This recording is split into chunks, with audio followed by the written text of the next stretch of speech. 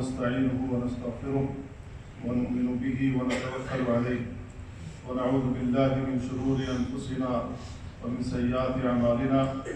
من يهده الله فلا مضل له ومن يضلل فلا هادي له، وأشهد أن لا إله إلا الله وحده لا شريك له، وأشهد أن محمدا عبده ورسوله. أما بعد، فإن خير الحديث كتاب الله، وخير الهدي هدي محمد صلى الله عليه وسلم، وشر الأمور محدثاتها، وكل محدثة بدعة، وكل بدعة ضلالة، وكل ضلالة في النار. أما بعد، فقد جرت سنة الله عز وجل في عباده أن يعاملهم بحسب أعمالهم، فإذا اتقى الناس ربهم عز وجل الذي خلقهم ورزقهم أنزل الله عز وجل عليهم البركات من السماء، وأخرج لهم الخيرات من الأرض. قال الله تعالى: ولو أن أهل القرى آمنوا واتقوا لفتحنا عليهم بركات من السماء والأرض. وقال تعالى: وأن لو استقاموا على الطريقة لأسقيناهم ماء غدقا. وإذا تمرد العباد على شرع الله وفسقوا عن أمره أتاهم العذاب والنكال من الكبير المتعال. فمهما كان العباد مطيعين لله عز وجل معظمين لشرعه أبدأ الله عز وجل عليهم النعم وأزاح عنهم النقم.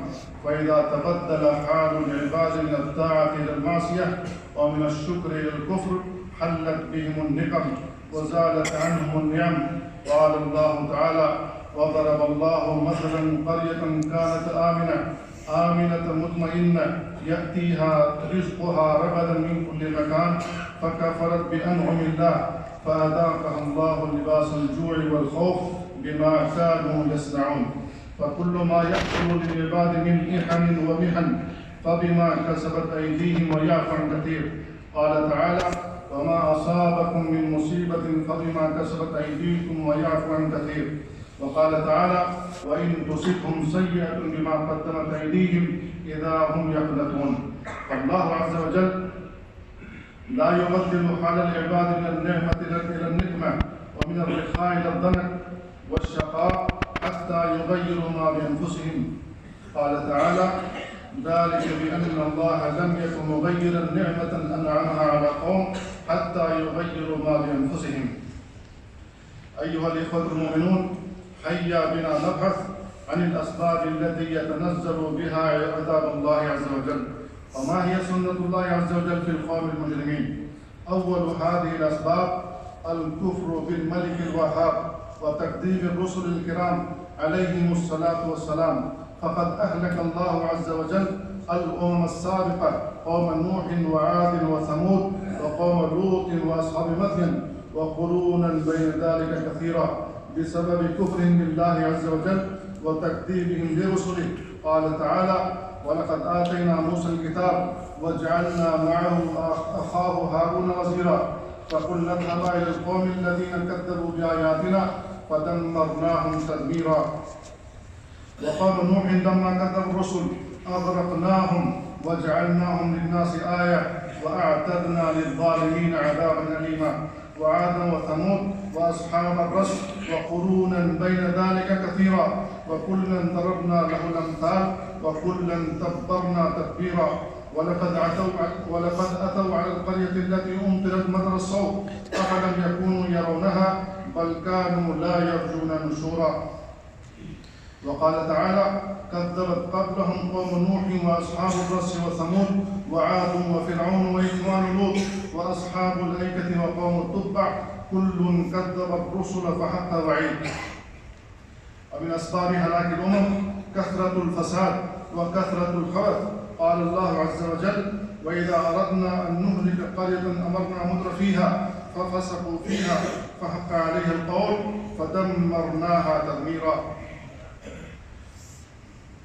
عن أم المؤمنين زينب بنت جحش رضي الله عنها أنها سمعت النبي صلى الله عليه وسلم يقول: لا إله إلا الله، ويل للعرب من شر قد اقترب، فتح اليوم من ردم ياجوج وماجوج مثل هذه وحلق بإصبع الإبهام والتي تليها قالت زينب ابنة جحش رضي الله عنها: قلت يا رسول الله أنهلك وفينا الصالحون؟ قال نعم إذا كثر الخبث.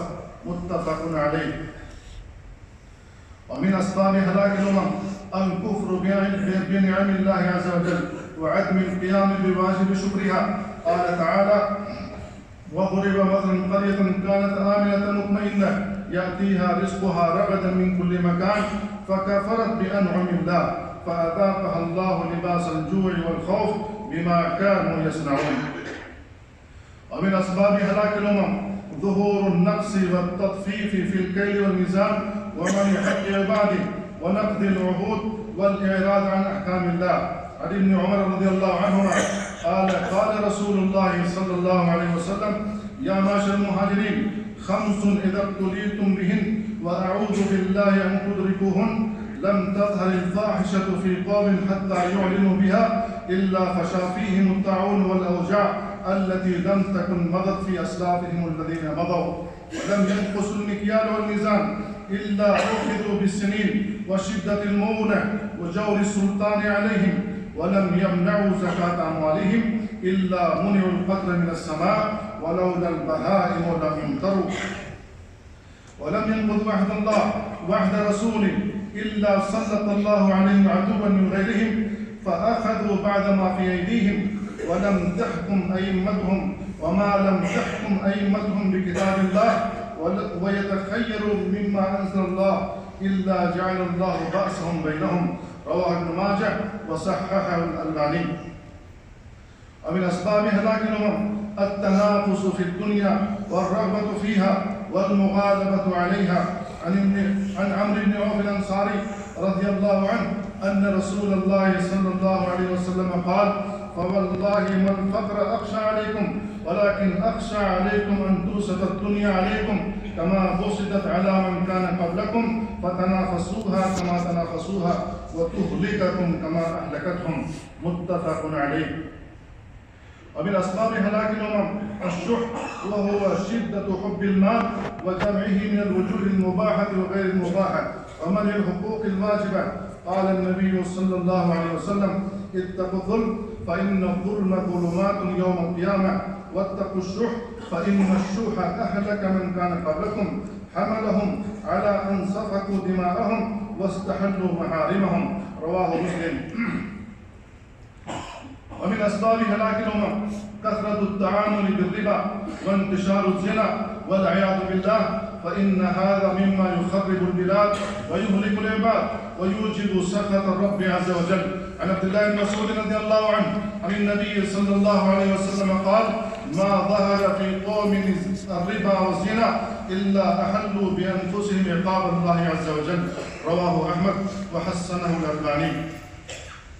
ومن أسباب هلاك الأمم تقصير الدعاة في واجب الأمر بالمعروف والنهي عن المنكر. عن أبي بكر الصديق رضي الله عنه عن النبي صلى الله عليه وسلم أنه قال: ما من قوم يعمل فيهم بالمعاصي أعز منهم وأمنع لا يغيرون إلا عمهم الله بعقاب. رواه أحمد وأبو داود وابن ماجه وصححه الألباني. ومن أسباب هلاك الأمم ترك الجهاد والإخلاب إلى الأرض. قال النبي صلى الله عليه وسلم: إذا تبايعتم بالعينة وأخذتم أذناب البقر ورضيتم بالزرع وتركتم الجهاد سلط الله عليكم ذلا لا ينزعه حتى ترجعوا إلى دينكم. رواه أبو داود وصححه الألباني. ومن أسباب هلاك الأمم مخالفة أمر النبي صلى الله عليه وسلم. قال تعالى: فليحذر الذين يخالفون عن أمره أن تصيبهم فتنة أو يصيبهم عذاب أليم. وقال النبي صلى الله عليه وسلم: بعثت بين يدي الساعة بالسيف حتى يعبد الله وحده لا شريك له وجعل رزقي تحت ظل رمحي وجعل الذلة والصغار على من خالف أمري ومن تشبه بقوم فهو منهم. رواه أحمد وصححه الألباني. ومن أسباب هلاك الأمم الغلو في الدين، والغلو هو التنطع ومجاوزة الحد. وقد قال النبي صلى الله عليه وسلم: هلك المتنطعون. رواه مسلم.